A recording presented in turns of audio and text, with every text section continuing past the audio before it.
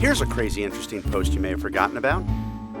On January 31st, 1983, Clint Eastwood and William Shatner effectively invaded the communist nation of Laos. Here's what happened. Throughout 1982, highly decorated Vietnam veteran and former Green Beret Lt. Colonel James Gritz was amassing donations to help POW and MIA soldiers he believed were being held throughout Indochina.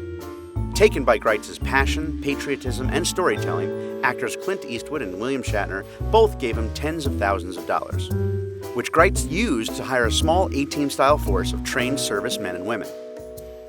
His first incursion into Laos was in November of '82 and yielded no confirmed identification of American POWs, though one fighter was reportedly killed. Eastwood informed President Reagan of Gritz's mission, and by all official accounts, the White House chose not to touch it. As with most games of telephone, though, Gritz and his unit got a conflicting message, namely that they had Washington's full support to proceed. Using the rest of his Dirty Harry Captain Kirk funds, Gritz then led a patrol of trained Americans and anti-communist guerrilla fighters in another cross-border invasion in late January of '83. Emerging from the forest weeks later, Gritz insisted he had proof of POW MIAs being held in Laos, but nothing ever came of it, and he was arrested in Thailand. While Eastwood and Shatner distanced themselves from the whole affair, Gritz used his time in a Thai prison to teach martial arts and do an interview with Good Morning America.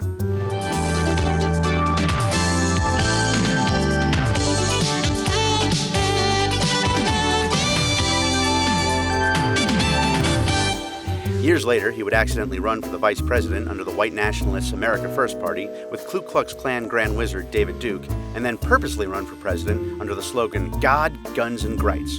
So there it is. In 1983, two of America's biggest Hollywood action stars financed the invasion of Laos by the retired GI who inspired the characters Rambo and Hannibal Smith. How's that for a crazy, interesting post?